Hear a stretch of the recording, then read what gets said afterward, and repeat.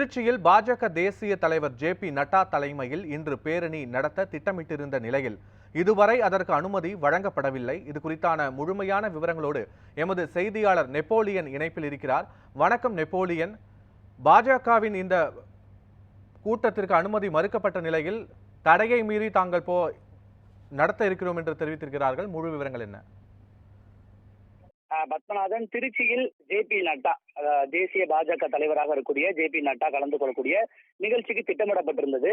அதாவது திருச்சி காந்தி மார்க்கெட்டில் இருக்கக்கூடிய வளைவிலிருந்து மலைக்கோட்டை வரை இருக்கக்கூடிய நகரின் முக்கிய பிரதான பகுதியாக பார்க்கக்கூடிய பெரிய கடை வீதியில் இந்த பேரணியானது நடத்த திட்டமிடப்பட்டிருந்தது. ரோட் ஷோ என்று சொல்லக்கூடிய இந்த பேரணிக்காக பாஜகவினர் முறைப்படி அனுமதி கோரி இருந்தனர். ஆனால் காவல்துறை தரப்பிலிருந்து இதுவரை அனுமதியானது வழங்கப்படவில்லை.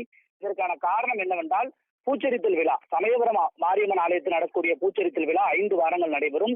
ஞாயிற்றுக்கிழமை இரவு புறப்பட்டு திங்கட்கிழமை காலை அந்த பூக்களை கொண்டு போய் மக்கள் சேர்ப்பார்கள். திருச்சி மட்டுமல்லாமல் பல்வேறு மாவட்டங்களை சேர்ந்த மக்கள் 6-7 மாவட்டங்கள் கலந்து கொள்ளக்கூடிய ஒரு பெரிய திருவிழா தான் இந்த பூச்செரித்தல் விழா.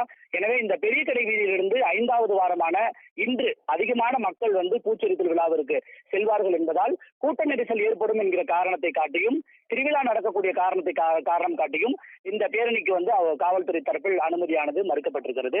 ஜே.பி. நட்டா இன்று அரியலூர் உள்ளிட்ட பல்வேறு பகுதிகளில் பல்வேறு நிகழ்ச்சியில் கலந்து கொள்ள இருக்கிறார். இந்த நிகழ்ச்சிகளுக்கு பின்னர் திருச்சியில் மாலை, அதாவது இந்த காந்தி மார்க்கெட்டிலிருந்து பெரிய கடை வீதியில் இந்த பேரணிக்காக அவர் அனுமதி கோரியிருந்த நிலையில் அனுமதி கோரியிருந்த நிலையில் அனுமதியானது மறுக்கப்பட்டிருக்கிறது. இதுவரை அனுமதி மறுக்கப்பட்டிருப்பதாக தான் நமக்கு தகவல் வந்திருக்குது. பத்மநாதன், முழுமையான விவரங்களுக்கு நன்றி நெப்போலியன்.